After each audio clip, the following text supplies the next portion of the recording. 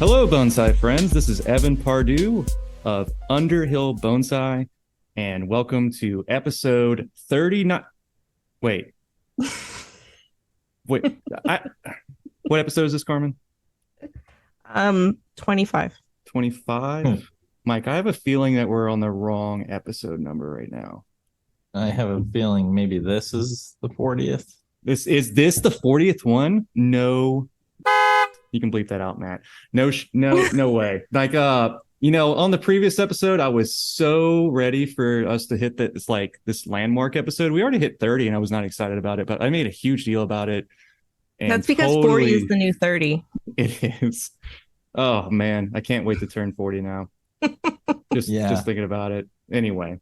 Yep. So anyway, welcome to the actual episode 40 of Little Things for Bonsai People, the podcast. And this time I'm joined by my co-host, Carmen Leskoviensky. Hello. How's it going? Excellent. Thank you. Very well. Yeah, that was a 10 of 10. That's a 10 out of 10. Hello. And also, if you guys haven't noticed, we got Mike Lane of Kitsune Bonsai. How's it going, Mike? Hey, guys. How's it going? Thanks for having me. Yeah, dude. We're always thankful to have my boy, Mike. How you been? You've been traveling around and stuff, man. You've been real busy. Whew. I have been. It's today was my first day off in a few weeks, so it's pretty nice. It was a pretty good day off. I just got back from California, so it was that was a cool trip. Yeah, dude. We can talk about California a little bit if you want. Yeah. But before we get into that, though, I need to mention that this podcast is sponsored by our amazing patrons. We call them our Bonsai Best Buds. And man, are they just the most awesome group of people over in our Discord, doing the cutting challenge, supporting the show, talking about bonsai, talking about other things that they like, that they're interested in, that they're finding that they share between each other. I mean, dude, building like a little bonsai community, it's just the best feeling. So, but yeah, let's start the list off with Tori Solis, Vicky Off, Warehouse Rat, Boyd Snellgrove, Ricky Ruins, Joshua Bentley, Snappy Chappers, Ryan Giordano, Joel Jenkins, Justin Knight, Backyard Bonsai Australia, Greenwich Gardens, Taylor Peacock, Chase Pertweet, Austin Atkins, Karen Cotswell, Urian Inn, which is that garden over in Australia. And we have two brand new patrons between the previous episode we just released and this one, which we're actually recording this episode a little early. And we got two new patrons. Thank you guys so much. Yay! Louis Torres and AC Castle. Yeah, what's up, AC? Welcome to the Bonsai. Yeah, dude. What's up to Lewis and AC? How y'all doing? Like, can't wait to chat with y'all in the Discord. Post pictures, post questions, post critique trees, whatever you guys are working on with bonsai related, we want to see it.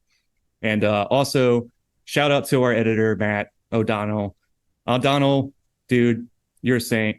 You're a winner. You're a true player, dude. You know what you're doing over there. Matt's over there editing our podcast, Nashville, Tennessee, bass player, music producer.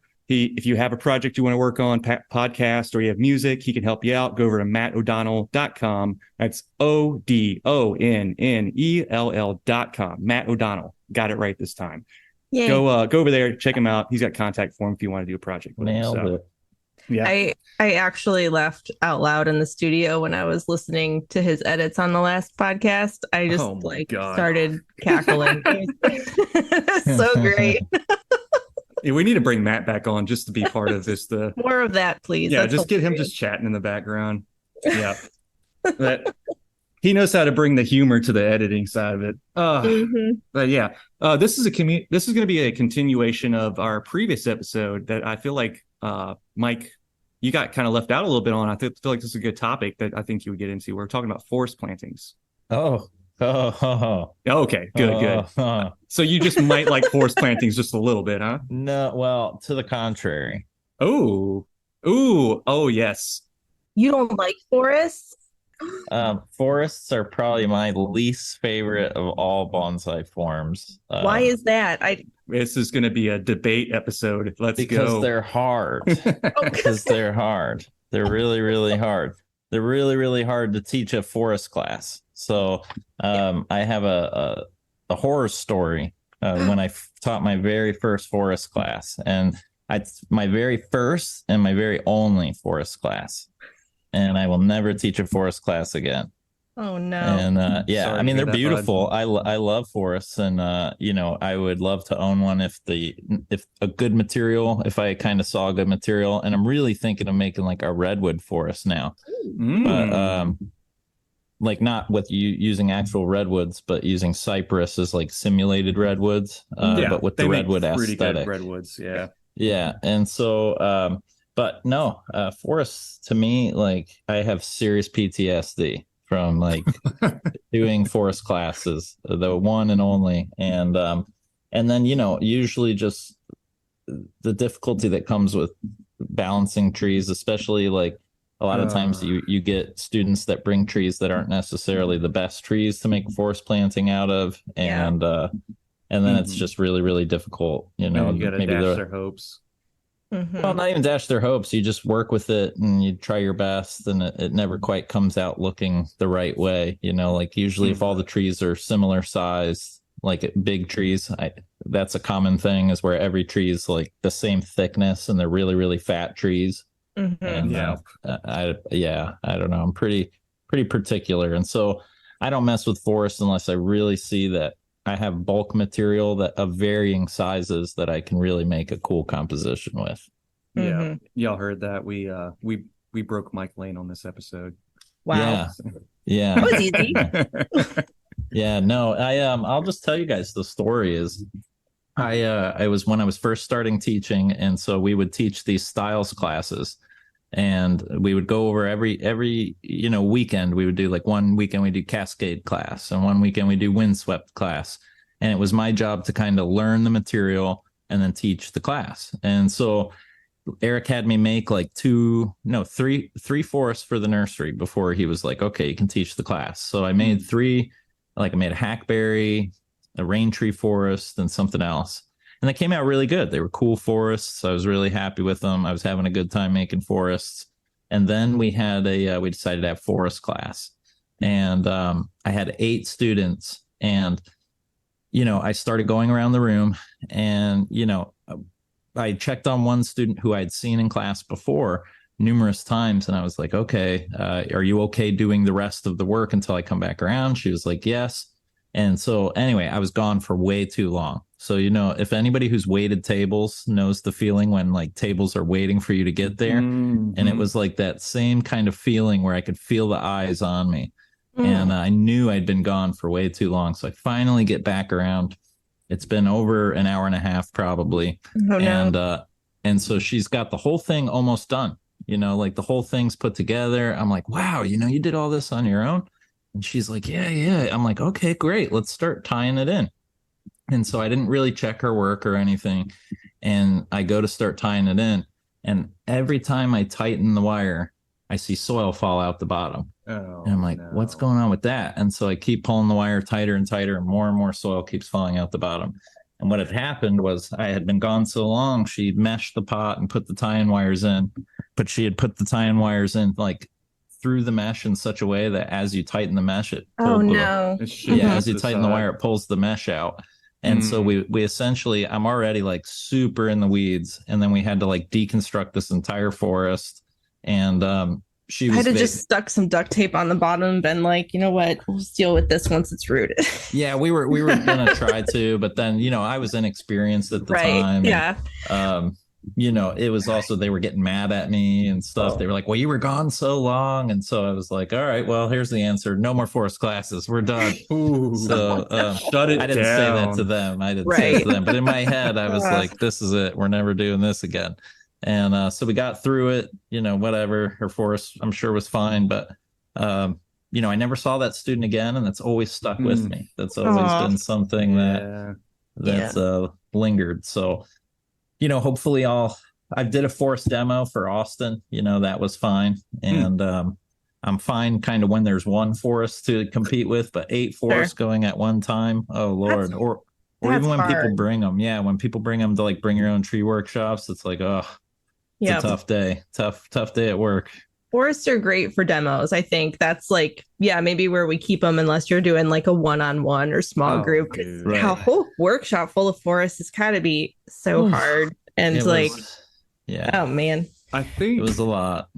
For those out there that are thinking about doing, let's say like for an example, for like a bonsai club that wants to do a forest planting workshop and they're going to have a featured artist come along.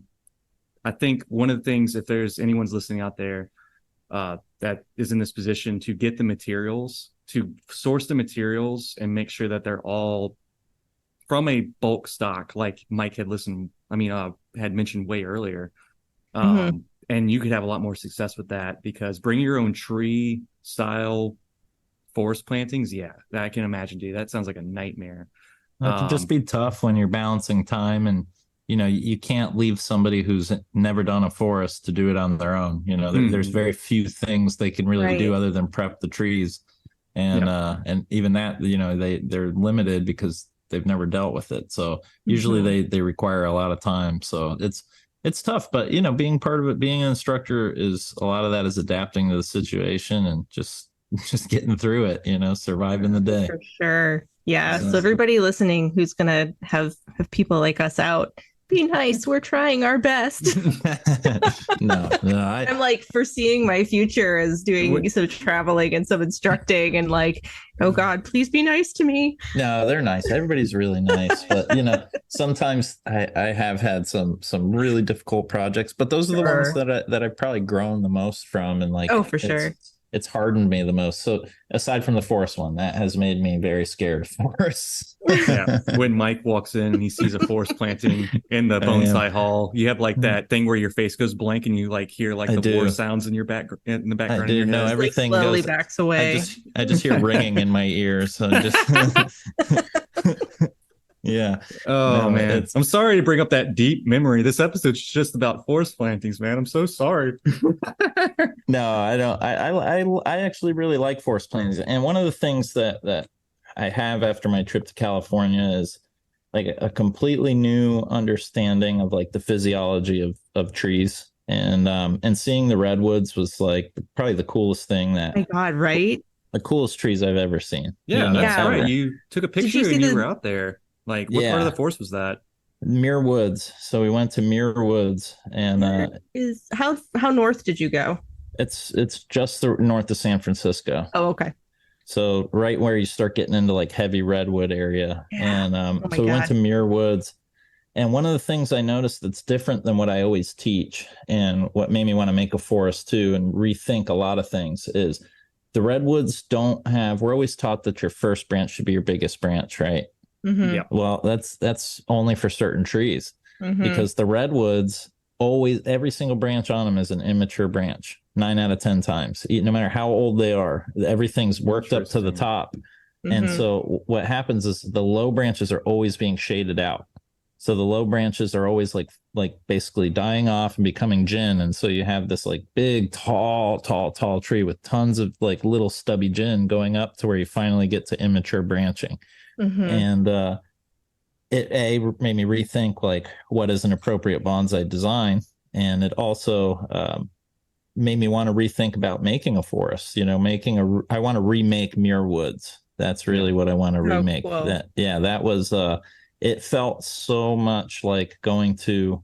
I put this in my Facebook post, but it felt like stepping into like a church or a temple or somewhere very sacred, like I vape, I do this tobacco vape thing, and I couldn't even do that. I couldn't even like bring myself to vape in there. Yeah. It was just like, it just felt so dirty to do it in that area, and it felt like disrespectful to be loud. It was so such a weird like a church, experience. It really was. Yeah. And nobody had to really tell you that. It's just like a feeling you get when you step in there, like I'm amongst like ancient beings. And it was crazy. That was my experience too. And like I remember we were in the hollow trunk of one, and it was just like I would live in the trunk of this tree if I could. And then the other time we kind of pulled off the highway just to well, it wasn't a highway, it was through the redwoods, but we pulled off and kind of walked down this little trail, and it was just completely silent. You couldn't hear anything except like a raven a little ways away. And even that was so quiet. And then there's just like this tingly feeling. Like I just never wanted to leave. I was like, oh my God, this is it. This is That's what I thought. I was like, this is the most Amazing. magical place I've ever been. This is Yep. like, yeah. So it was So something cool. weird there for I just sure. got shivers. Oh, Yeah. Yeah. Yeah. It's something, if you can get a chance, Evan, to see the redwoods, Oh, dude. That is it's on my amazing. bucket list for sure. Yeah. When you tell me the habit of redwoods and the way you describe that, it's very reminiscent of like what a bunch of old growth bald cypresses will do, It but in is. a much different manner because they can get so much taller without interference of like obviously of like hurricane winds or anything. And The redwoods, honestly, the way I kind of saw them as giant cypress, man, they're the same tree. yeah, well Like they they're the really same are. family. Yeah, it's They like as are. if they evolved from that strand when being on the Right. west coast versus on the south shore here. Exactly. And And what they tell you, sorry, I didn't mean to cut you off. no, What you're were you good, dude. saying? No, Uh, I was just reminiscing about cypresses, and I was gonna bring up too about how you guys were talking about going into the like the temple or the church feeling. I know you yeah. feel this too because you have them near you, the live oaks. Oh yeah. When you walk under a live oak and you feel the weight, I can feel the breath moving in and out of that tree. Oh, especially a really big old live It's oak. such a strange feeling, but I when you said that, I was like, that's I didn't know that other people were experiencing that feeling that I have Oh like yeah. that. It's dope. Like we were Yeah. saying in the previous episode, we do bonsai for a reason, and this is probably why we do it because we love forests. You know, that's what we were mentioning in the previous episode. Yeah. You know, Love if you forest. haven't, if you haven't read the Overstory, you have to read it. It was like the first time that I read a book that was kind of talking about the same stuff we're talking about, where how like I was like, oh my God, people feel about trees the same way I do. And like there's a point in it where I had to stop because I was like crying and it was just the Yeah. worst. weeping to But, yourself. I was like, oh my God. But oh my God, you have to read it. It is amazing. Which book is that? The The Overstory. Overstory. Yeah, By I need who? to check that out too. Yeah, it's like all these different characters are interacting with trees in different ways within their lives. And some of them end up kind of coming together and some of them don't. But Interesting. it's so good. I can't remember who I does think it. I actually have that book The somewhere. Power of Google. Richard something. I can't remember his. Powers. Yeah. Richard Yeah, I think I Powers. have that somewhere. That's about like people who talk about how trees have basically changed their lives like in different ways. Like Mhm. Kind of. I think it's fiction, but yeah, there's one. okay. There's a It- story about the redwoods, and oh my God, yeah. Yeah, it's actually pretty recent. It's 2018. Mm-hmm. oh, okay. Yeah, then I don't own that. Everybody I'll have read to it. We'll check have that a out. book club. Yeah. Well, we'll have to start a bonsai little thing for bonsai people book club. Mm-hmm. So yeah, I like the topic of forests though. So I'm happy we're talking about forests. And so what did you guys talk about last episode? So we were just kind of going through like the basic outlines of how to begin to construct a good forest. And so we Yeah. were mentioning Mhm. how there should be different spacing between each tree. Each tree should be slightly smaller, bigger than each other tree. The heights should be different in some shape or form, depending on what type of forest you're trying to There you trying go. to show. Mm-hmm. Yeah, because sometimes, like I was saying, you could have a very close up forest, or you could have a far away forest. You could have a youthful forest or an old growth forest. And then we were also mentioning how forest plantings have different species. There's a lot of considerations to make for different species versus different characteristics. And also when you build forest plantings, that certain numbers matter. So if you build forest plantings, I've heard, I don't know how true this is or where I got this from. I heard this from one bonsai person to the next. You know, everything's passed down in bonsai culture. That you want to use odd numbers and you want to use non-divide, like you want to use prime numbers, numbers that are whole, according I've also heard that that's only up until the number is indiscernible. Mm-hmm. So Yeah, like if there you you get go. up to like if you're up to 100 trees, there nobody's going to count that. It doesn't out, even matter you know? anymore. It Yeah. doesn't you matter just anymore. you're just like enter this infinity with it, basically. Yeah. And then we kind of were getting into the point where where was it? Oh yeah, the different groupings. So like if you're going to make a forest planting, the easiest way to do it is to break up your forest planting into smaller forest plantings and then piece them back together. Yeah. It's a really nice way to do it. And then Carmen brought up this really awesome thing that Michael Hagedorn does, where he takes a handful of like buttons or coins and he throws them on the table. Yeah, it's And the coin toss exercise. So you create randomness by just taking a handful of whatever, and those represent your trunk. So if you have dimes and pennies and quarters and nickels, they're all different sizes. And then you just kind of toss them randomly and take a photo of it. And that can be your layout because it creates this randomness and this chaos that we can't really do with our brains because we're always trying to organize things. And like so, that. and yeah, from that, you can, delete if there's things overlapping or stuff you don't like, but do it, 5 or 6 times and see what happens, even just to play around with or to, draw some top down views of, where your trunks could go and what sizes they could be and all this different stuff. So it's a really good fun idea. exercise. Yeah. Yeah. Super clever. it blew my mind. But we left off right at the point where we were about to start talking about containers. But before we go into containers, if you want to add some more side notes. Did you guys talk about like how to style the individual trees? Not really. Particularly, because this is why I felt that forest planting episode should have more to it. But I know in the past we've mentioned doing like when we were talking about showing trees, we were like, there's a part 2 coming, and then we just like moved on to a guest feature. This one has the merit to be a multiple part episode series just because these forest plantings can be so intricate. So styling each individual one. And I had said that usually whenever I have trees that are not individuals, I kind of for instance, I had somebody bring a tree into the nursery today. It was an American hornbeam, and it was really tall.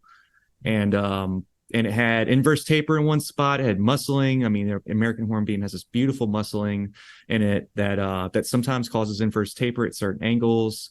And he had a few branches on it. He had a couple branches on the bottom, and then mostly canopy type branches on the top. Tree was probably about a half inch around, but was probably somewhere around 24 inches tall. And I was like, dude, this is prime forest planting material. But you just need like 6 other American hornbeams like this. And then like that kind of brings us to your point, Mike, is like, how do you take that tree and prep it and style it to become a forest planting piece? Well, I mean, there's a million different ways to style forests, but one of the ways that I style most trees is, and some people will, say this is like not a great way to style trees. I build just about every tree, still to this day on the rule of 3s, the old John Naka split the tree into 3 different parts. And when I approach a forest planting, I basically approach each tree as individual rule of 3s trees. And so that's, with consideration of if I'm not doing some weird artistic style, but rule of 3s trees to me, basically, so for the viewers who don't know, is you're breaking the tree up into 3 different parts. And the bottom third has no branches, middle third has left, right, and back, nothing to the front, and the top third has branches growing 360. So now you have branches coming to the front, branches going to the back, and branches going to the sides. And so a lot of people think, oh, well, that's just going to make a pine tree. But the rule of 3 says nothing about the orientation of the branches, only their position on the trunk. And all it says is that you have to make a 3-dimensional tree. And so for me, when I'm styling multiple trees, I look at the height of the tree. So first I do the thickest tree is going to be the tallest tree. And so that height is basically going to set the rule of 3s for that tree, a third, a third, a third. And so your thinnest tree is going to be your shortest tree. That's going to have a smaller section of a third, a third, a third. And now here's where things get really crazy is when you add them all together, they'll actually end up making, usually, especially if you've done it right, is a rule of 3s tree as like a whole silhouette. So you'll have kind of a bare portion of the first few trunks. Then you'll start having openings to the front that slowly lead up higher and higher and higher until it gets very, very dense in the top. And you'll kind of have this like almost overall scalene triangle, this overall kind of rule of 3 styling, even though they're all individually styled that way. So it's what I don't like is just grouping a bunch of trees together and just, topiary pruning them into a shape and just they're going to be what they're going to be. I like to put some intent. Everything in the work I do has an intent behind it. How do you feel about I've been experimenting with this a little bit in some of my forest plantings I've created recently. where there's like that one scapegoat kind of feeling tree that you have all these trees with similar traits. Like let's say like group of bald cypresses, all skinny, tall, canopy tops are pretty dense, like you said, and like a nice 360 on top, and then you get the proportions that come down and kind of give you layers to the whole canopy, right? And then you got this one scapegoat tree that did something weird, like maybe it got struck by lightning, maybe it fell over slightly, or maybe it split. I love that. Yeah. So how do you build that into the design? That's something that I've been experimenting with a little bit. Well, I don't think that you can. I don't think you can put I don't think you can put like a rule to that. I think that what you're explaining is like the quality of finding that unique element that's going to be unique to every tree, you know? And so it's the minute you start reproducing that result. So the minute you start making every forest have a tree that's a little slightly cocked over, like it fell over, well, now that's just as contrived as if they're all sitting in a line. You know, the element is, it's cool when it's done originally and it's done like the first few times and stuff like that, but then each tree, each forest, like I like Carmen's idea, honestly, the tossing of the coins, that's really cool because you're not gonna easily replicate the same thing twice. And and to me, especially as I've aged in bonsai, so I was just talking about rule of threes and all that, that's especially with forests, that's very, very good to start with when you're a beginner or an intermediate. But now, especially after seeing some of the growth that I saw in California, is like, you know, exploring different forms for forests, abstract forms, is really, really cool. And I think, you know, unfortunately, there's no teachable way to teach that. That's why I'm a big advocate of learning the hard rules first, and kind of, I liken it to learning how to paint. Like if you wanted to learn how to paint, you're probably not going to go to a painting class and just be told to paint whatever you want. You're going to be told to paint whatever the subject matter is, and then you're going to develop the skills to paint whatever you want to paint in the future. And that's the same thing with bonsai. I think like having these rules and having these disciplines and learning those first is really, really helpful to then be more abstract later. Yeah, I totally agree. And I think the rule of three planting, sorry, I'm distracted. The rule of threes for forest plantings is probably like the simplest way I've ever heard it put, because if I was trying to tell somebody how to prune a forest, I don't know really where to start. But I think the rule of the rule of threes is like, that makes a lot of sense, especially when you're first starting, especially if you're using some deciduous material. Yeah, that just makes sense. It really simplifies it. And I totally agree. I don't like when forests are just kind of hedge pruned. You don't get the kind of canopy movement. And a lot of times that'll just cause problems with your trees. You know, reverse taper and all that stuff kind of towards the top. As time goes on. And then the other thing that I was thinking about too, that we do a lot, especially with the maples and the other deciduous, is we always want that first tree to be significantly taller than the others, and not like ridiculously so, but because it's often, you know, surrounded by all these other trees, its lower branches can get shaded out. So by giving that a little bit more height, it allows that trunk to stay really thick, and it allows some of those lower branches, it allows it to have enough branching for it to stay as like the main tree of the whole composition. So a lot of times we'll let our center tree, our number one tree, or sometimes even our number two tree, just run for the season. And then, you know, in the fall do more of a cutback. Well, you know, during the summer pruning, we'll cut everything, but we'll let that number one or number two tree run if we need it to, you know, stay stronger, grow more branching, whatever. Yeah, I actually, it's funny that you say that, because it's never anything that, I mean, I've always known that the fattest tree should be the tallest and so on. But you saying what you just said, I just experienced on a forest planting recently, and the main tree, you know, this huge giant tree was rising out of the forest, but it was like a lollipop, you know, it was like all the foliage was like, you know, way, way, way high up on the tree. And that would have been fine, I think, if like every tree looked similar.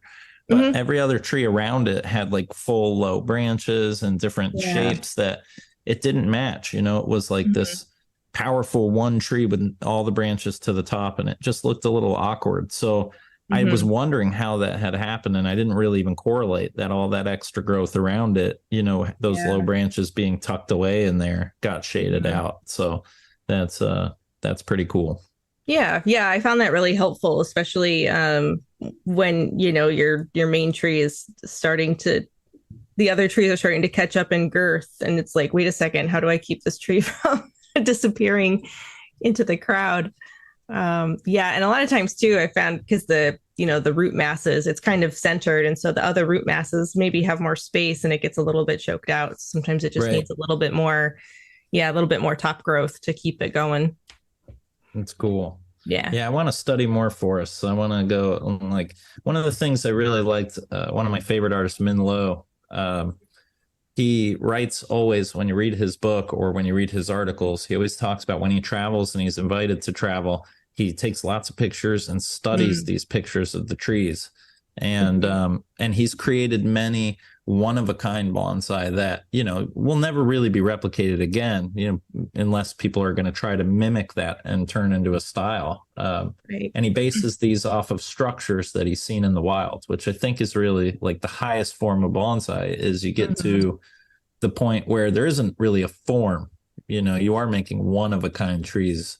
And I really respect that. And so I want to study more. I want to kind of see more inspiration, like the redwoods. That was a big 180, you know, that was a big change for how I interpreted trees. So yeah, for sure. Well, how about a little sidebar, guys? Hey. So we did this kind of goofy thing in the previous episode where we just started suddenly talking about Futurama. I thought that was kind of interesting. So so we're another episode hasn't come out yet. It hasn't even been a week and we're podcasting again. I can't wait. But this sidebar little segment that I want to start doing, was just break away from bonsai for just a moment, and we can talk about some other stuff that's just adjacent or things that we enjoy, some fan servicey type stuff, you know what I mean? So I got a little question for you guys. What kind of music do y'all like to jam to while y'all working on bonsai? Oh man. Oh god. Is that a trick question? Sometimes lately, like probably some like real sad boy. No, I don't know. No, I'm kidding. Not really. I'm just teasing. No, I like I don't know. I like all sorts of stuff. I mean, you know, I like synthesizers and stuff. So I don't know. I'm down with whatever. Like some like deep house. I think we've had this conversation. Sometimes I do that. Sometimes I do like you know, 90s. Sometimes I do I like Dinosaur Jr. a lot. I like all sorts of stuff. So yeah, man. You know, it just depends. I like a lot of hip hop. I do like hip hop a lot. Yeah, I have a little bit of hip hop I get into. For the listeners that didn't know, Mac Miller. Yeah, I forgot. Yeah, Mac Miller's He's my gonna dog. drop Mac Miller in there really quick. Yeah. For listeners that are not aware, Mike actually produced the opening and closing track of this podcast. So again, it gives you a little bit of insight into Mike's mind. Yes, it's don't go there. What was the dinosaur one you said? Dinosaur Jr. That's what I thought you said. This is very helpful because I need new music, so I might. Yeah, we were talking about this earlier today, Carmen. Yeah, I couldn't remember. I couldn't remember who Evan had played for me. So if you like hip hop, listen to Mac Miller. He's like the best of our. I like him a lot. He's one of my favorites from this era. I don't do a lot of hip hop, but I will give it a try because I need something. He's pretty classy, you know, especially his last album was pretty cool. One of my good friends that also likes that style of hip hop likes ASAP Rock. ASAP Rocky. Yeah, he's awesome too. Yeah. We were talking earlier, me and Carmen, she'd mentioned, what's that instrumental band that you listen to? I don't know if that was the right one. Maybe it was. No, it is. I couldn't find the album cover that I had been looking for. That one has a cow on the front of it. It's like a cattle. Oh, is it a cow? Yep. It's like it's like Japanese, so I don't know what it is, but yeah, that was something that I just discovered by chance by listening to a lot of math rock and a lot of like post rock stuff. And they tie into, I mean, they are a Japanese, they're called Toe, TOE. And you can find them on Spotify, where you can find this show. If you're listening to our show, just go there and listen to Macklemore. Is that right? Did I say it right? Don't forget to subscribe. And Toe. And subscribe to our channel. It'd be great. Thank you, Carmen. But like Toe is really dope. Like I really get into stuff that doesn't have a lot of, like you say, hip hop. Whenever I hear a song that's got like a lot of lyrics going on and a lot of driving bass and rhythm like that, it kind of takes away from what I'm doing. But then I say that and I'll get into like blast I heard beats. what you listen to, and I'm like, wait a second, Evan, where's your mind at? Yeah, like I'm also like an emo kid from like early 2008. So that's what I'm saying, sad boy stuff. Yeah.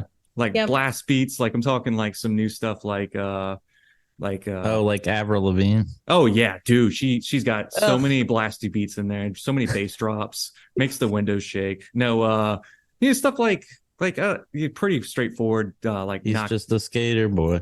I was gonna do that. Oh man. Yeah. No. Okay. So everything I was gonna say, all the music that I was gonna mention. Where's my black and white striped gloves? But no. Yeah, I can get into some stuff like there's more modern hardcore metalcore stuff like Knocked Loose. Is kind of my jam, and then like Every Time I Die, like hard hitting kind of like post punk metalcore influence kind of stuff like that. Every once in a while. You introduced me to, what was it, Doom Folk? Oh, Doom Folk is so good. Chelsea Wolfe is Doom Folk. And like, do you like Doom Sleep? Americana. Sleep is dope. Sleep is so good. They got that one album that's just one song. Dope.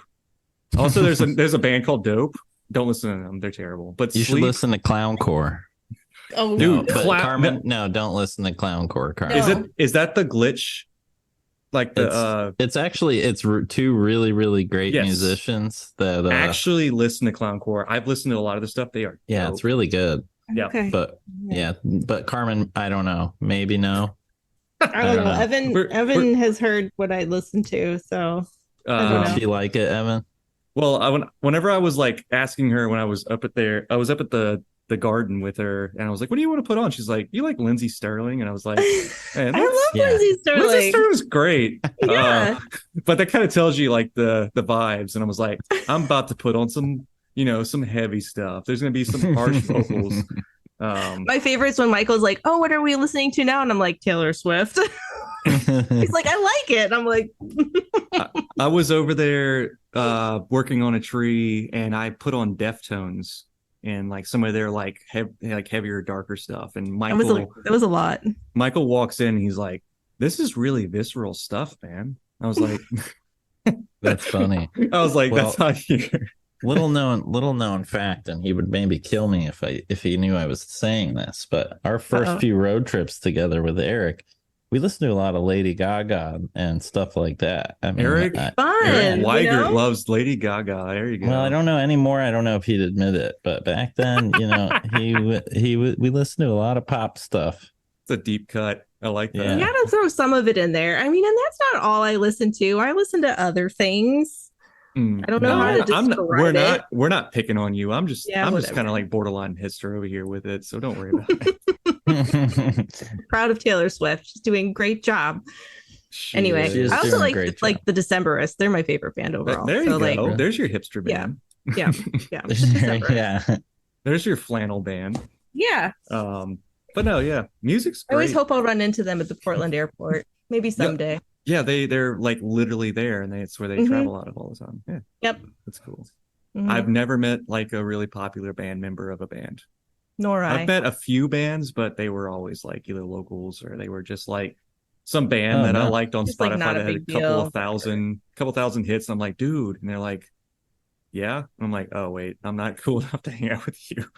So, but yeah. Music's a good time, dude. Y'all should listen to it while y'all work on Bonsai. It's a great time. Yeah. But we should cover what podcast we listen to. One time. Have you guys ever heard of the band Pepper? No. That's very the familiar. reggae band. Yeah, they're like a reggae band or whatnot. But one time we saw them live, and after the show, I go to bed at 9 o'clock. So they were basically wrapped up. Same. They're no longer, they're old too. So they're no longer the opener. So I went to see them. So they were done at 9. So we're leaving the venue and we're going behind the venue. And some drunk guy comes walking up with no shirt on. And he's like, "Hey, did you guys enjoy the show?" And I'm literally like ready to tell this guy to leave us alone. And all of a sudden he starts like singing to us. And the girl, the friend that we were with, she noticed that it was the lead singer.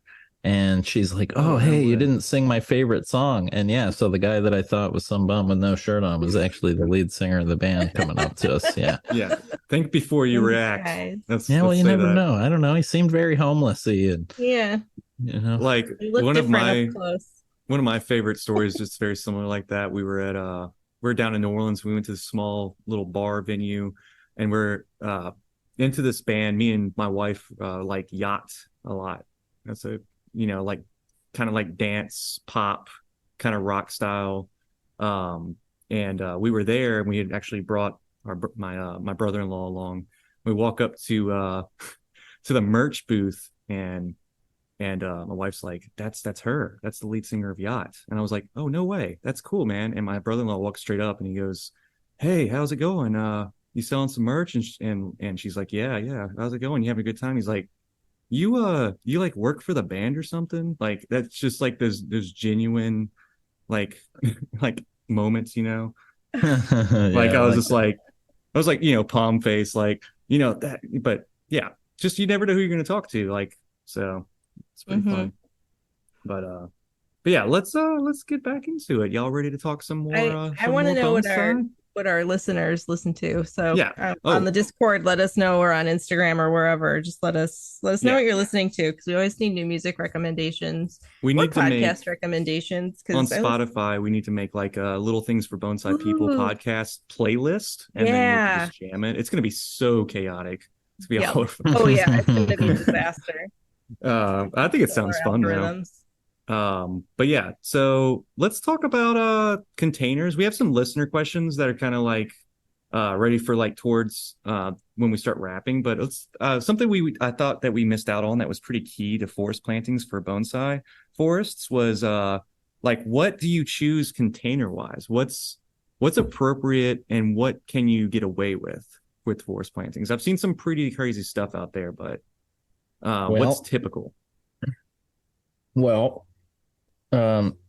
you see what's popular nowadays is like stone and natural landscape slabs and things like that, and carved out rocks. But I mean, I don't know if I want to say I'm old school or traditional or whatnot, because I know they've been doing that for a long time. But for me, a big part of bonsai is the container culture, and it's a big part of the joy that I get out of it is like adding patina and aging a container, and so if I don't know, I tend to be very simple. I'm a basic bonsai bro, and I just I want my trees in containers that are shiny glaze or unglazed, that will gain patina over time, preferably by some artisan maker.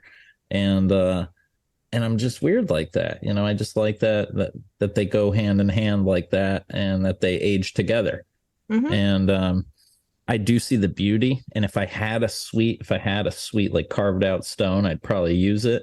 But I think like still my core is and even in my core, as much as I like forests, I'm still like a one tree guy, one trunk guy. Kind of, I like to put one trunk in a classic bonsai pot, and that's kind of more my style. And it's not to say that it's better. It's just, it seems to be what I'm better at. And it seems to be what I understand a little better. And I enjoy doing more, even larger trees. I've realized I don't, same with forests, is I look at larger trees the same way, where, I can do them, but I don't, it's almost like it's too much for me. I like the smaller stuff where I can kind of, I don't know how to word it. It's just, it's not so overwhelming.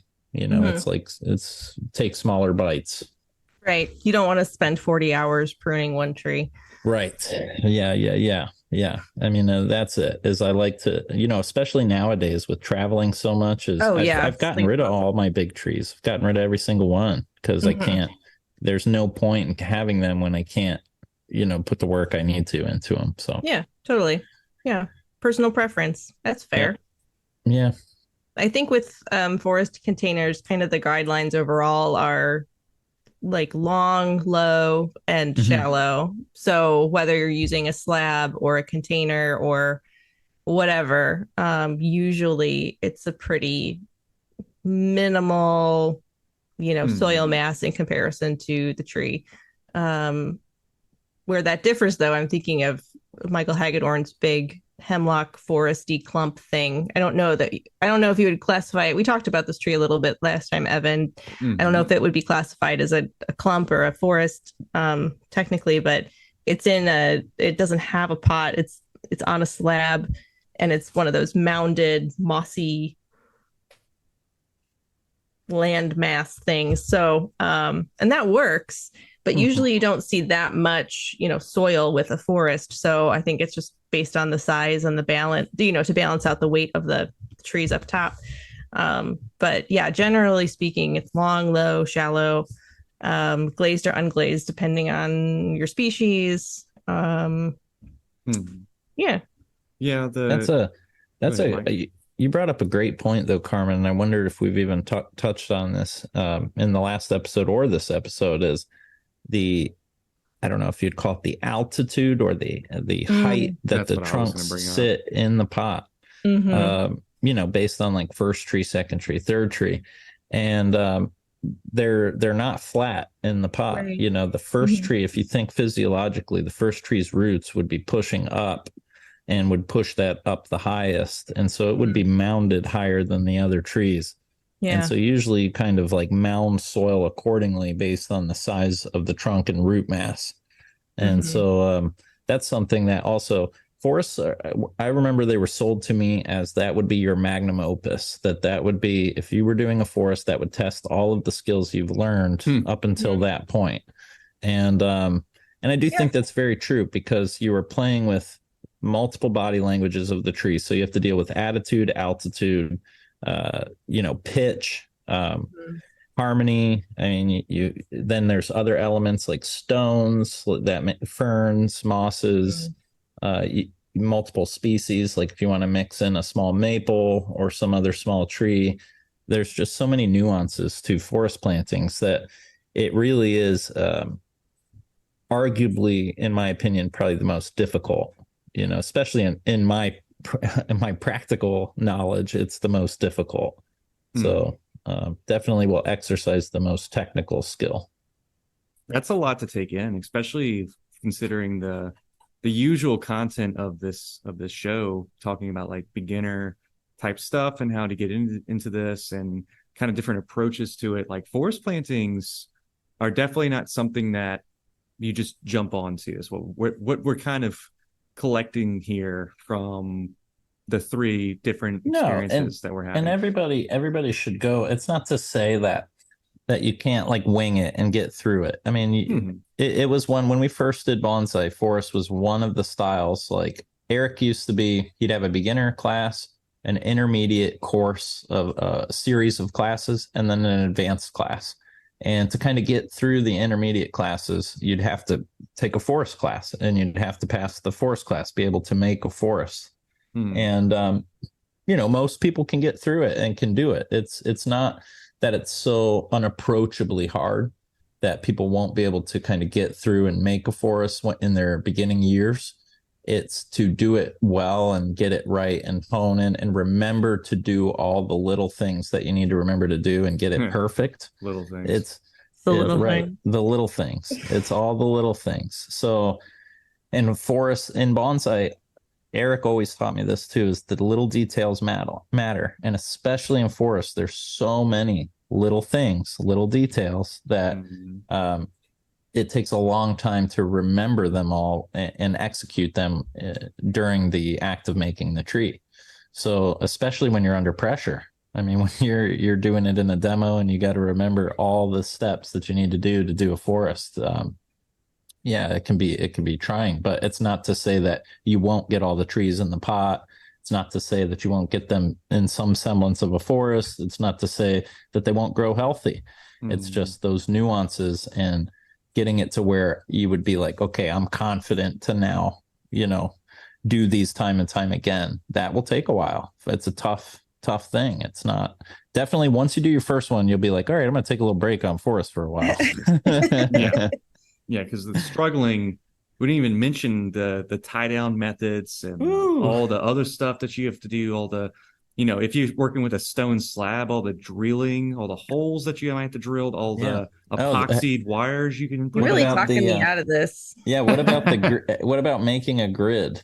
Has anybody talked about making the grid out of chopsticks? I really like the grid's maintaining forests. I'm gonna go there. If I can take the grid for just kind of take the lead on explaining that one, because I think I understand it from what I'm seeing, is the grid, you build a grid out of chopsticks, you tie them together, they go on the bottom of your pot, and you can make it as intricate or as to shaped to the forest that you need it to, and then you can actually tie the trees onto the extra chopstick pieces, so the chopstick serves as almost like an extension of a Nabari root system that you need to tie to. Correct. Mm-hmm. Or you use that to add lots more tie-ins. So like if you have a pot where you have two drain holes, two drain holes, and that's when the grid comes in handy. But even making the grid takes, like when we were doing it for the demo, I had to literally, as soon as I saw we were doing a forest, I'm like, okay, while you guys are talking and like doing your meeting setup, I'm going to be making the grid, and because all the time I needed all that time to make sure that I'd get the grid done. I needed to be done before I started the demo. That was imperative. So there's a lot of steps that go into it, and it's not to talk anybody out of it. It's just to prepare them that, some guys, what I really, and I almost lost it when I heard there was an instructor somewhere, and I don't know who it was, but I had a student tell me that they were watching a video and they were basically like, do a forest in 20 minutes. And I was like, no, don't do it for it. And so she's telling me, she's like, I think you make it too hard. And I'm like, oh my God. Slow down. Think so. Yeah. You can do it in 20 minutes. It's not bonsai. That's what I said. I said, there is no way he's doing all the right steps in 20 minutes. There's no way. So, but yeah. Good. I can plant 20 trees in 20 minutes, into a pot. Yeah. Into separate pots, but putting them all. You give me nursery soil. You give me nursery soil and some seedlings, and I'll stand them all up in a pot. There you go. But yeah, let's move on to. We had a listener question. Yeah, and it was directed right at Carmen. Uh-oh. Yep. Shots fired. No, it's it was based off of not Facebook, Instagram reel that you made. Don't correct me. I know what I'm talking about. Oh, I think I know this one. Is that the deadwood peeling? Yes. Yeah. The question came in from Taylor Peacock. He asks a lot of questions, but keep them coming, man. Thanks, Taylor. We need all the patrons to just jump on and start asking questions. I want a whole episode of patron questions. He says, at what point should one stop creating deadwood features on a juniper? I assume branches. It's a great question. That is a great question. I'm laughing because there's more. There's more. Okay. I assume branches will need to be grown to a desired thickness before turning them into gin. But what about shari? Should this be started in early development or left for the respining stage? So yeah, that first part sounds like just like, pretty when you stop. When do you stop? You stop when you have to start wearing a wrist brace because you do too much carving, or when your teacher tells you that you've been spending too much time on it. I really like carving deadwood, so I tend to like hyper focus on it, and I could sit there with tweezer all day and like just peel because you get some really, really cool textures and just really neat deadwood. But so you want to, consider what you're doing with your tree. I was working on a juniper, and junipers in particular, have a lot of deadwood, gin, and shari on them. So a lot of times when we're developing junipers, what we do is create movement with our, like, so we're not actually planning what the tree's going to look like, right? We're just growing it to create options for ourselves. So, we're trying to get a lot of young branching on it. Anything that, is too long or too thick, sometimes we'll throw a wire on it anyway, so that we can eventually turn it into gin or shari or something, so that it has some interesting movement to it. It's not just straight. So a lot of times we'll start a shari in the late summertime, and just kind of really keep it thin, and then let it kind of heal up, and then over the next couple years widen it until it gets to where we want. With a gin, I mean, you're essentially killing off the whole branch, so it doesn't really matter. If you can do the whole gin at once, then it's better to do it when the branch is still, like you just killed it off, so it's still kind of wet and malleable, because otherwise it's really hard to carve dry dead wood, but it's really easy to carve, wood you've just killed off. So these kind of just become projects that, you do a couple gins, when you feel like it. And there have been gins that I've, ripped off and made smaller or just gotten rid of. So it just kind of depends on what you're doing with your tree. But classic Carmen, it kind of depends. Yeah, it's like, oh, that's too long. I'm going to rip off this thing I spent 4 hours on last year. Yeah, it doesn't work, and I'll spend that's 6 more hours. That's what you do. Yeah. So I don't know if that answers the question.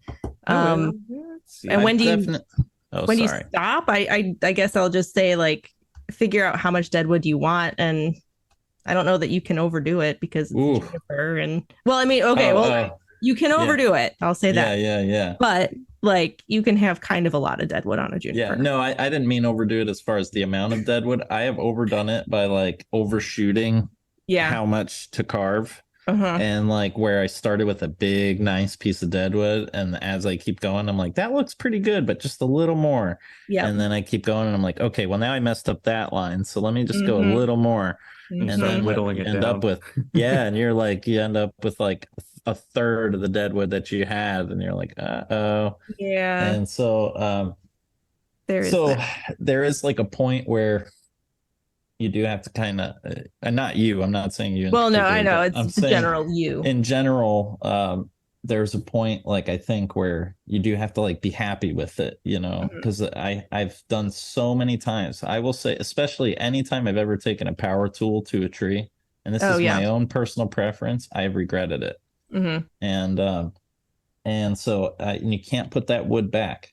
And so it's it take as much time as you need to carve it out piece by piece, look at it, live with it, carve it a little more, look at it, live with it, and take your time, because I have so many trees in the past that I have carved on and not been happy with the results. So I like Carmen's way of peeling wood. I mean, my favorite. It's kind of slow, but it's one of those things with bonsai too, like we were talking about.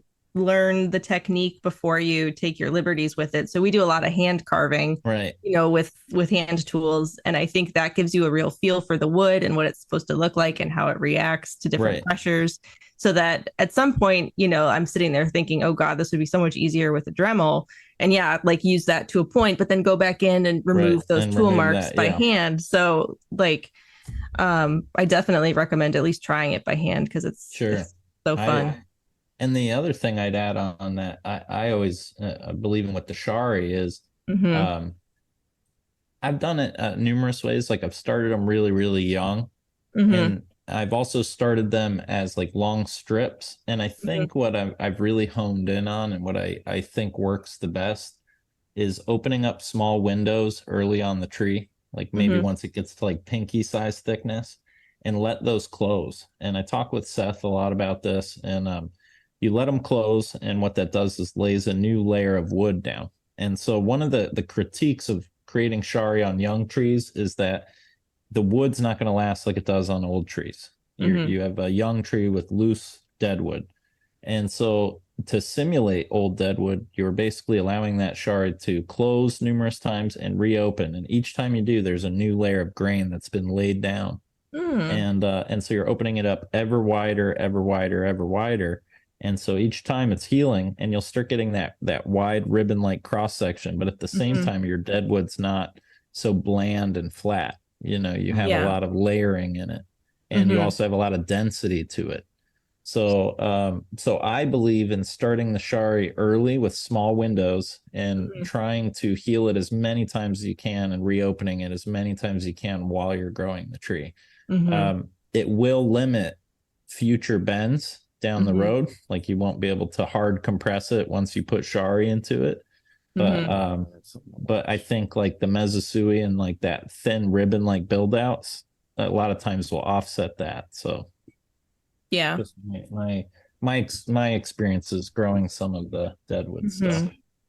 Yeah, and the other thing that I've done before too is if you have a piece that, you know, has dried out, even if it's a year or two old, if you take like a wet rag and wrap it around that piece of deadwood for a while, it'll rehydrate it, so you can go back and maneuver or manipulate it a little bit easier. I've had to do that on something before. It still doesn't work as well as doing it fresh, but it'll at least give you, you know, it'll still be easier than trying to chip away at something totally dry. Oh, do you guys want the best joke in the whole world? Yeah. Okay. I have to say, so one of our students came up with this. This is not an original joke, and I'm going to credit him. His name is Zach, and he's hilarious. And what did the deadwood say when it ran into the gin? What would it say? Shari. That is really good. It's like such like a dad joke. It's fabulous. Thank you, Zach. Now you're famous for your joke. Yeah. Everybody knows it. Sorry. I think it's a really good. I think it's a really good punny joke for. It's really great. That's really good. Really yeah, I like that. What did the gin say to the? What was it? What did the deadwood? What did the deadwood say to the gin? Or what did the deadwood say when it ran into the gin? That's good. Sorry. Like I'll have to tell that to my classes. Mm-hmm. I'm gonna take all the credit, Zach. It's gonna cause like Zach a standing was making ovation. royalties. He'd be rich. Oh man, we got time for one more listener question. Comes in from I can't remember who submitted it to on the Discord, but I'll kind of give like a description of what it's pertaining to, because I kind of see where it's going with it. I can't remember the exact person that asked this question. Could this pot of tridents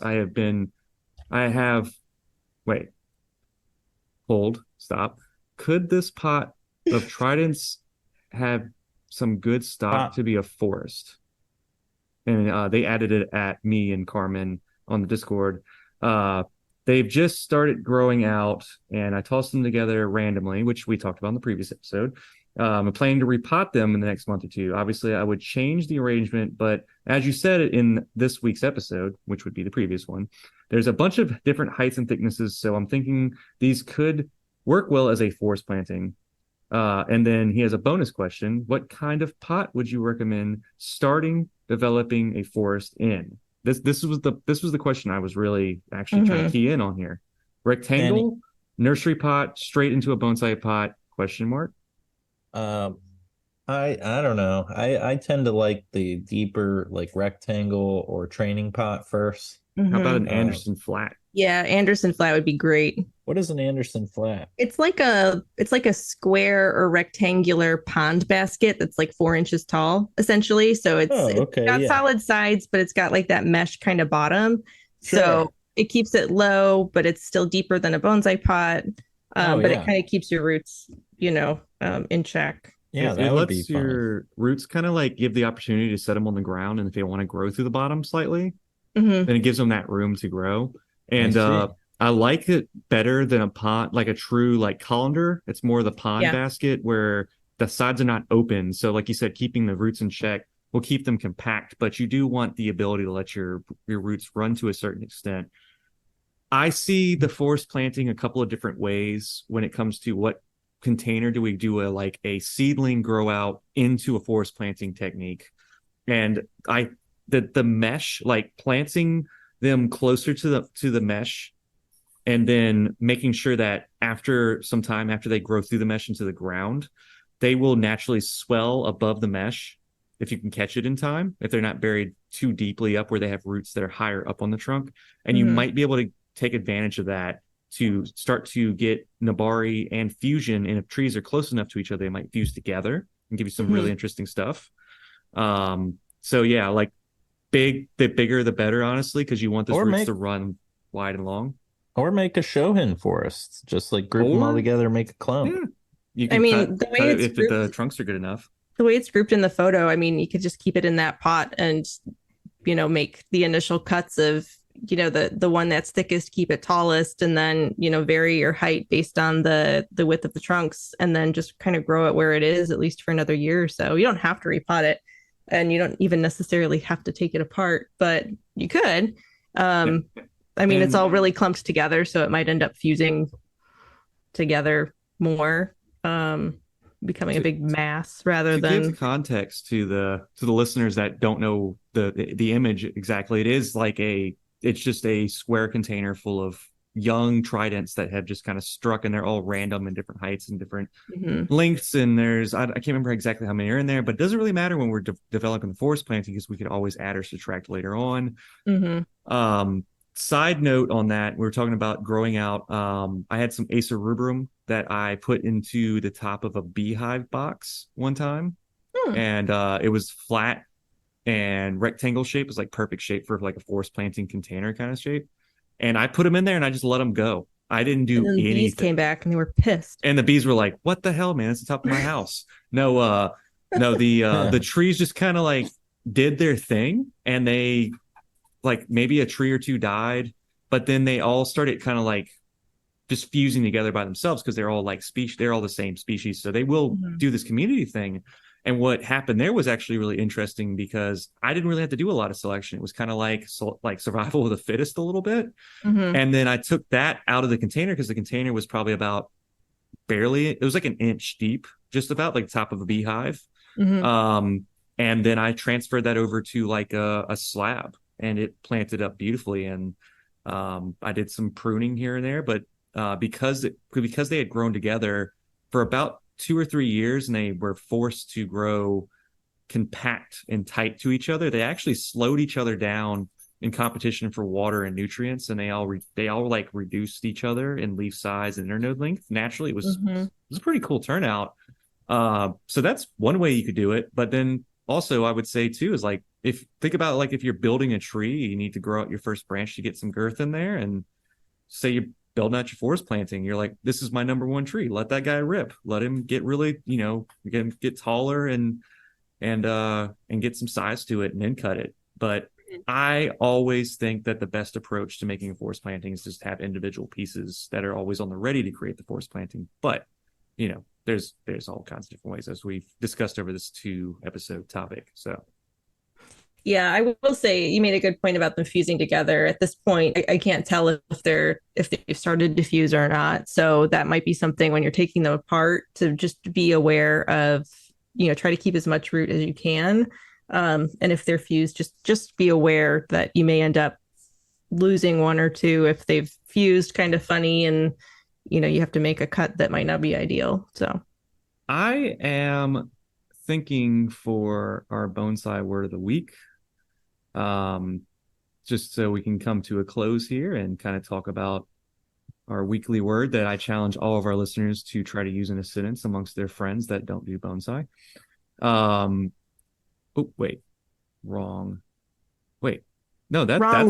That's a good word. I like this one. Kiki Kome. So Kikikome, what is it? Kikikome. What's that? It's to sever a branch or cut it short.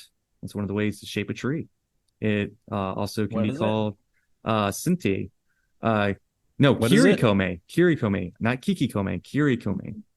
It's the act in cutting a branch short. So it's what we have talked about from like early episodes about like letting branch grow out really long and then cut it back to get like back budding on it. That's basically what Kirikome. Sorry. I want it to be Kiki because I keep thinking of like Kiki's delivery service. But Kirikome. Kirikome. Okay. Kirikome. Yep. Have you heard of that word? I gotta go Kirikome some trees. No. Mike, no, but I do it all the time. Do it all the time. It's something that we don't even realize we do. Yeah. So make sure Do that it next every time day. you're hanging out with your bonsai buds, say, go do some kirikome. You know what we do. It just rolls off the tongue. Mhm. That's cool. Yeah. It does. But yeah, so that will be our bonsai word of the week for our listeners out there that have listened this far into the show. And I know There will be there's a quiz next week. yes, there will be a quiz. So I need you guys to go back and give me a light essay using all of the bonsai words of the week of the past 20 episodes. And then also I need you to give me a report of all the bonsai cuttings and the cuttings challenge that you guys took. Now, we also want their music. And your Yes. music. You have a lot of homework, you guys. yeah, go to patreon.com/little things for bonsai people. Become a $5 patron. It's like a $5 foot And long. you too can get Not- homework. Not even $5 for a foot long anymore. We're like inflationed out of it, but you could have a $5 month long conversation in Discord chat with all the other awesome bonsai best buds, and tell us y'all's favorite music to listen to when you jam out and you're working on your bonsai. We'd really love to know, and I'll go through and make a Spotify playlist for people's favorite jams. But if we don't have Spotify, You can listen to us also on Google Podcasts and also Apple Podcasts. You can subscribe over there. Amazon Music. I think we're on Amazon Music. Sad news, Matt informed me the other day that Stitcher, one of my favorite podcasting apps, is going to shut down and sell out really soon. But oh no, there are other podcast listening platforms out there. And so just to put it out there, guys, go over to underhillbonsaistore.com. I've been trying to update the store best I can to get some better trees and stock on there, some tools and wire, some cool stuff. Support me and Underhill. For Carmen, you can go over to that's my cue.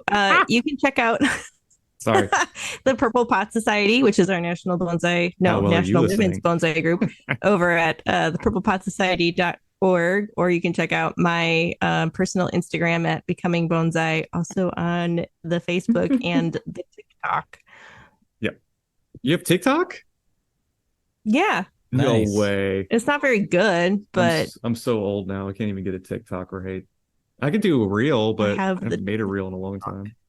it's kind of the same thing. Yeah, they're the same. But also I just share my TikToks to the reels. So my other amazing host, go ahead. Mike Lane. Where can we check out your stuff, brother?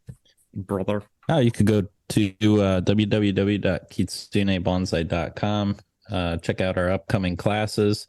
View some of our products that we have in store. We're going to be listing probably some small trees coming up, like some cuttings and things like that, so people can purchase some bluebells and stuff like that. Ooh, bluebells are good. Yeah, we're also probably what I'm going to start doing is putting a listing up of like where I'll be showing up around, different parts of the country. So if people wanted to come to a workshop or something, they'd be able to find that information on the website. Y'all hear that? We'll be working on that. Mike's going to have a tour date listing on his website. Yeah. Like he's like in a band, the Kitsune project with Mike Lane. Yeah, for people sure. Follow you around the country. Hey, Dude, that'd be you're gonna awesome. have some fish I would fans. love. Hey, we got to do a Little Things tour one of these days. Oh, it's coming. It's coming. That would be cool. It is coming. Yeah. Yeah, just if we can build the following, we will bring it. Oh my God, what if we did that? It'd be hilarious. You You know what show else would up be in one hilarious place. is if all the Patreon subscribers, if they all came together and we got a big, real bougie vacation. Okay. Yeah.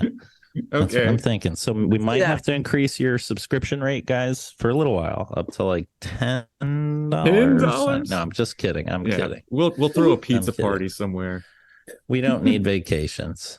We take Yes, we enough do. vacations. Oh, well, vacations from bonsai? There ain't no vacations from bonsai, Carmen. Silly. Bonsai's a lifestyle. Yeah, it's true. Vacations just worry me. So, and speaking of shows and stuff coming up, I'm sure everybody is very well aware of the 8th National U.S. Bonsai Exhibition, What? whatever you want to call it. Yeah, what Nationals? is the national show? I will be there. We don't know if I will Carmen's going to probably be there. be there. Most, Maybe. more likely, kind of likely. But I heard that Probably there's going to maybe. be there's gonna be like a handful of Boneside Best Buds at the national show this year, and I am going to hang out with you guys, and we're gonna get some photos together. It's gonna be really cool. We're gonna throw up peace signs. But yeah, we'll even try to see if we can like do something special with our Boneside Best Buds that are at the show. That'd be some fun stuff.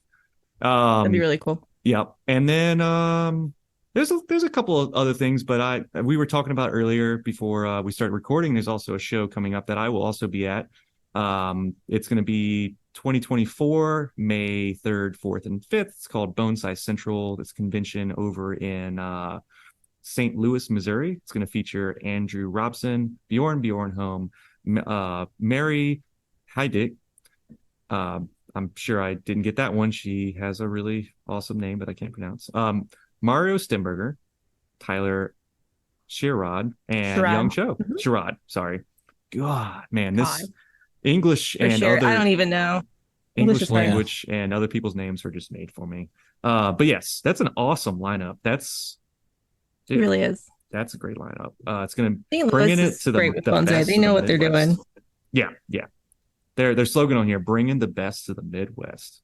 Dude, we could put that on a T-shirt. If they put it on a T-shirt, I'm just that's good. I'm gonna walk around with it on. But no, yeah, y'all check that out. That's gonna be coming up. I know that's a little ways away, but that gives you plenty of time to make some plans, get some trip stuff together. They're looking for trees, so if there's any people out there that have some bonsai trees ready, they want to get some trees in their show. They're looking. When is it? It's gonna be. Oh, well, I'll just say it again. May 3rd, 4th, and 5th, 2024. I think that's like the week before ABS. Ooh, wait. Does ABS? Because isn't ABS in May? I don't remember. Is ABS a yearly show, or is it by? No, it's yearly. Oh, it's a yearly show. Okay. So yeah, we'll have to get some information on the next ABS. Brooding in the dark. I was wondering, like, do you have a hood on, or it's? I'm just hiding in the dark. Oh wait, Mike's decided what is going on. Oh, his green screen went kind of weird. But is there any conventions or anything in Florida we should know about, Mike, that's coming up? No, not until May. There's the state show that they're gonna have. They always have it Memorial Day weekend. Okay. So nothing crazy going on here. But you know what I've thought about doing is like, and I don't know the logistics of all this, but I was tossing around the idea of like, putting together a show or something like that and having an event next year or something like that. I don't know. What? Just something. I mean, I don't know. This is like literally just. Listeners got to the end of this episode are gonna get some like juicy Mike Lane like. Well, I was just tossing the idea around. I'm like, why not? Somebody else did one here, a few years back, Komarabe or whatnot, and they had a bunch of artists and stuff like that. So I haven't looked into the logistics of it, but if I could get funding and stuff for that and make it happen, I mean, I think that'd be cool to. And I wouldn't even call it. I'd call it a regional show. Maybe we even do like a Southeast show or something. And because I think one thing that would be cool is one thing that's missing is more regional shows. There's not as many, like Winter Silhouettes one, but there's not really any more than that I know of that are going on this part of the country. So so dude, this is all good stuff. We'll keep on checking in with different shows that might be coming up, different events. We'll try our best to kind of be almost like a news outlet. We really should maybe have a list. But yeah, we'll work through it. I mean, we got a lot of stuff going on. We're a bonsai artist. We got to do all this stuff. We're busy. Yeah, we're busy a lot. Yeah. There's little trees to tend to. Yeah, we're busy. Anyway, we're very busy people. But I think that brings us to the end of episode 40 of Little Things for Bonsai People, the podcast. I mean, 39. I mean, 40. This should be 41 in my mind, but episode 40, 17, 40, whatever. So 40. Yeah, this is 40. Not the movie. This is 40. That movie was okay movie. But anyway, thank you guys for listening to the podcast, and thanks for hanging out, Mike and Carmen. Yeah, thanks for having me. I'll see you guys on the next one. Yeah, dude. Sounds good. Y'all have a great week. See you, Carmen. See you, Evan. All right. Bye. Peace out. Bye.